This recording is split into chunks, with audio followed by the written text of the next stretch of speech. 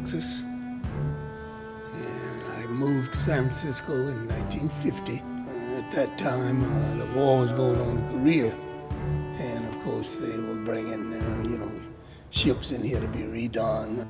African Americans were recruited here by the War Department, by the military.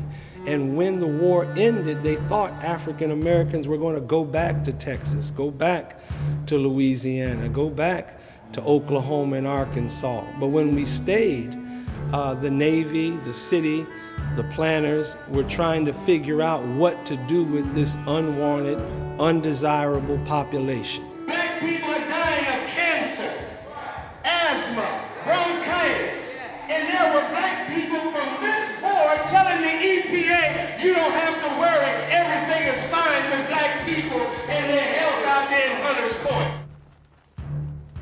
A whole lot of activity was going on I didn't know anything about. Because at that time they had the radiological lab here that testing of bombs. They'd have ships out there and submarines. And of course, when they got ready to clean them up, they brought them to Baby Hunters Point. We've been exposed to an unprecedented level of asbestos exposures, as well as other toxins, from a shipyard that's a Superfund site. What I think that Lennar was banking on was that the community would not be educated enough to know about asbestos and its impact. We have to wait for people to die, and that's one of the reasons why the situation is dragging on. All of that material from the ships, everything was bad and went to the Baby Hunters Point Shipyard. Lennar promised to monitor the health exposures as it related to the dust and the grading and development activities in the shipyard, which is one of the most toxic sites anywhere in the country.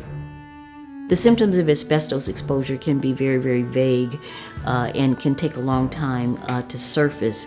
What's more important than the asbestos exposure is the exposure to toxic dust, because people who are exposed to the tiny, tiny particulate can have the onset of symptoms very immediately. There's some studies that show that when people are exposed to particulates in the air, that it can trigger the onset of asthma attacks and heart attacks within about 24 to 48 hours.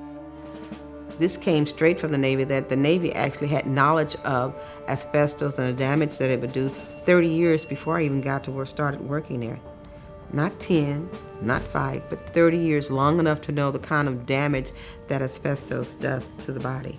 Lennar, as a corporation or anybody who works for them, should not be able to sleep at night knowing that somebody's children or grandchildren, are going to develop a disease in their adulthood. And the impact that asbestos poisoning has, because it's so tricky, because it cannot be diagnosed immediately, they're thinking that they could get away with murder. See, you're dealing with liars, thieves, and hirelings. Most of these people don't give a damn about their people, because if they did, they would challenge the lie based upon the history of redevelopment. Mayor Newsom in the Fillmore district, Lennar, and cities all over this country have lied to communities, bankrupted communities, poisoned communities, and we're supposed to believe they're going to do different in Bayview Hunters Point? Give me a damn break. San Francisco Department of Public Health issued at least 3 notices of violation to Lennar Corporation, but fell short of demanding a complete shutdown of construction activities. And the health department admits we were exposed, but has to this day never stopped Lennar for one day from working out there and continuing that exposure. So we have now a fight on our hands. Right now we have a case by a number of plaintiffs. If you want to see it, you can go right down to City Hall. It's a filed lawsuit against Lennar Corporation for racism, for polluting the environment, and specifically causing harm to the individual plaintiffs in the case.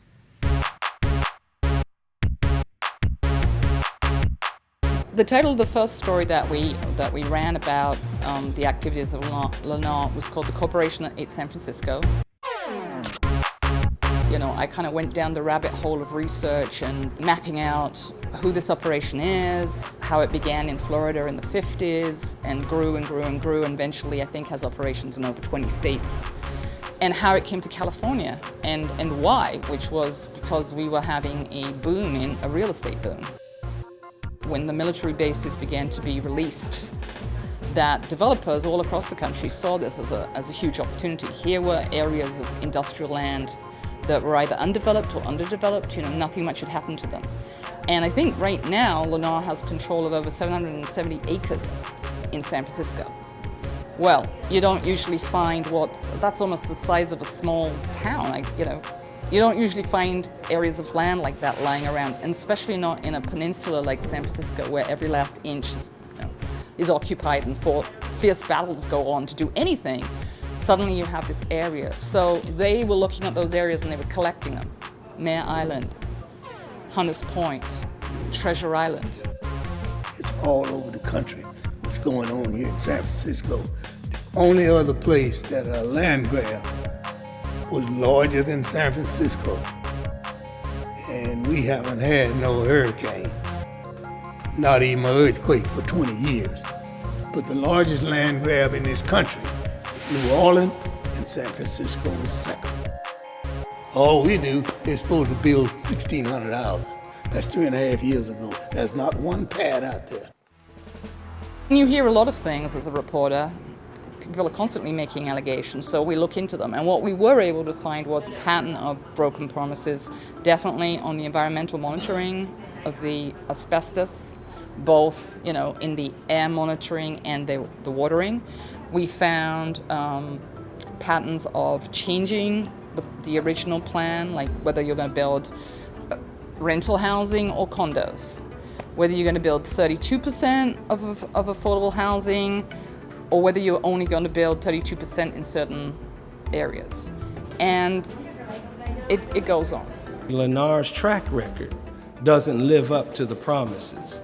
Lundahl started promising this community a legacy fund of $31 million and reneged on it. Lundahl promised affordable rental housing for this community and reneged on it. Lundahl and the city wants to build condominiums and even a football stadium. So at the expense of this community's health and to fast track this project, Lundahl agreed and sold the community on the idea that they were going to monitor the health of this community and monitor the dust and monitor the air out there. And from the very beginning of this development and the grading out there, Lundahl purposely, with intent, did not monitor that dust out there. And so for nearly a year, this community was exposed to thick dust plumes of asbestos and other toxins. And to this day, Lundahl has kept digging, and with the city's blessing, because the whole aim was to fast track this project by any means necessary. In the fall of 2006, I started to hear a lot of concerns being raised, allegations that asbestos dust was being, released all over the Bayview, which is obviously kind of a scary thought. Wow, here's a school, it's a K through 12 school that teaches kids from all over the Bay Area. Many of them of color. It's run by the Nation of Islam. The city tried to get them to move instead of stopping Lundahl from poisoning the kids where they're at. We got several schools around that shipyard. Don't keep the kids inside all the time. Come on. They got to get out there. They got to run. They got to jump. They got to play. That's what vitalizes their bodies and their minds. Yet we're taking that at a risk because we don't know what's going on here. The thing that really struck me was there's a chain link fence, and that's all that stands between it and the playground. So there were children kind of hopping, skipping, jumping on this playground, and on the other side there were big, heavy equipment that was digging and grading this hillside And this was where the asbestos was allegedly being released. The Superfund site from the school would be about 25 feet because truly the entire area was contaminated with not just asbestos, but with heavy metals, radioactive elements. There's all kind of things in the soil itself. They were being exposed, even though Proposition 65 is a law in California that you have to warn people when you're potentially exposing them to toxins that are cancer-causing. Yet, Lennar violated all of those principles. This fence with this tarping is what they call protection. The mesh screening, we're still trying to figure it out because everybody knows that when the wind picks up dirt, it doesn't throw it to your ankles, it whips it up in the air. So the fence itself really is too low. It's mesh with holes through it. Asbestos fibers are so small that it literally takes a special piece of equipment just to see a fraction of a fiber. A mesh screen is just what it is, mesh. It has holes, it's very porous. Back in high school when I was a senior, I contracted asthma, and that stopped me from doing my homework because I was living most of the time inside the hospital with asthma and skin irritations, bloody noses. My grade dropped from a 4.0 student down to a 1.68. The asbestos doesn't normally cause nosebleeds, but we do know that the antimony does. We do know that the mercury and the lead in here does. We know for a fact is that, yes, there is a naturally occurring asbestos rock. As long as you're not messing with it, no problem. Until you start chipping into it. They weren't chipping, they were grinding. They were making it into a powder. My research found email exchanges where it seemed that the developer didn't feel that it had to install monitors, and then somebody at the air district was like, well, no, there's a school right on the other side. Yeah, there's a school there.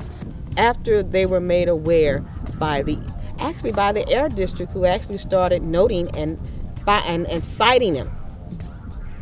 Actual citations, your monitor's not in place. They put monitors out. What was the point in putting the monitors out if we don't even know how long before you actually, forgot to put a battery in them? Lennar was fined for violating the Air Quality Act. They were fined $516,000. The unfortunate thing is that they were fined $516,000 for 380 some odd days worth of non-monitoring. The Air District has the ability to fine them up to $25,000 a day, but that's like a slap on the hand. One of the things I found in the files was an official for Lundahl saying, every day that we shut down the work site costs us $40,000. So then if you take the amount of days that they didn't shut down and think that it didn't cost them $40,000 every day, and you add all that up, suddenly that $500,000 fine doesn't seem so much. They agreed to pay the fine as long as they didn't have to admit that they did wrong. No, Lennar Corporation did not pay for the property. The city and county of San Francisco had to pay $1 for the property. Lennar got the property for free. Get paid. Get paid.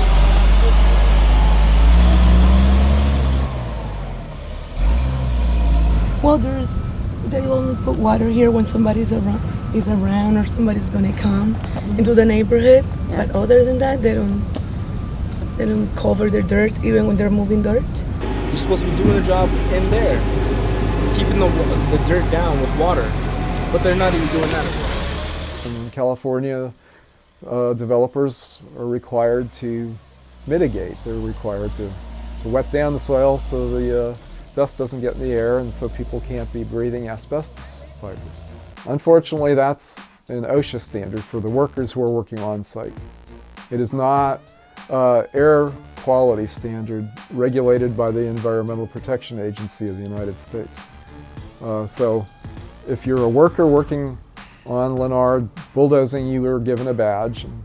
It's like a radiation badge. It records cumulative impacts of asbestos, and once you reach more than so many thousand fibers, you're not allowed to work there anymore because that's considered to be hazardous to your health.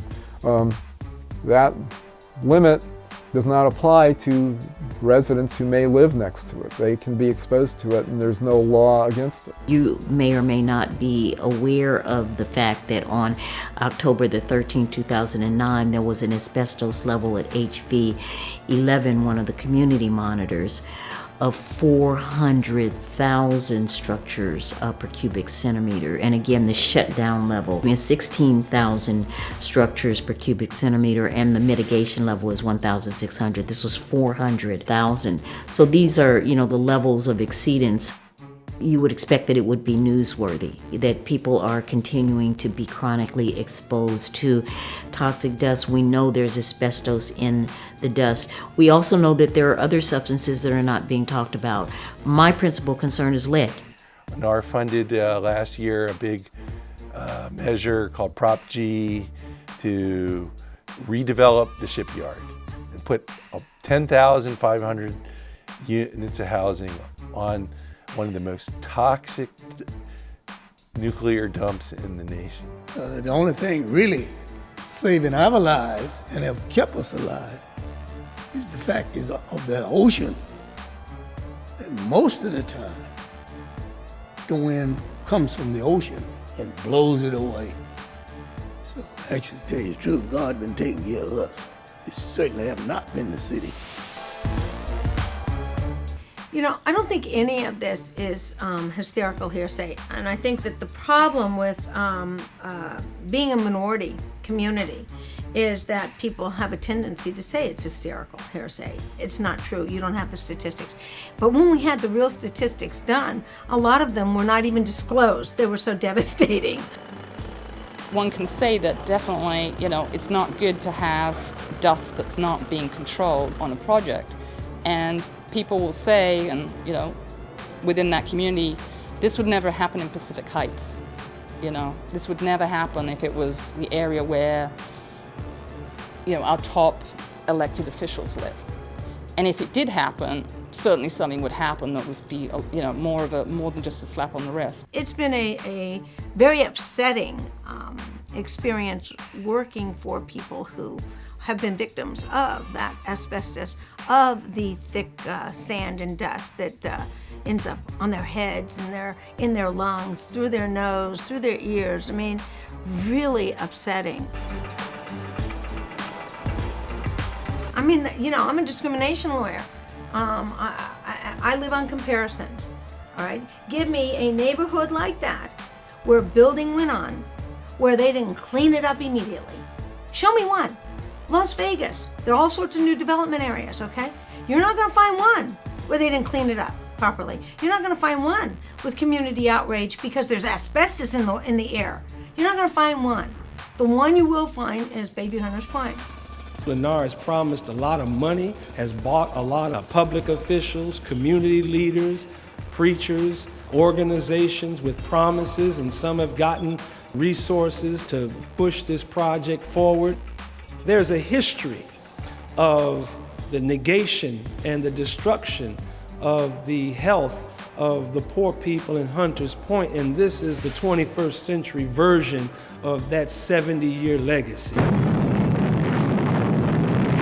So you've got an environmental catastrophe, you've got criminalization policies that are being implemented.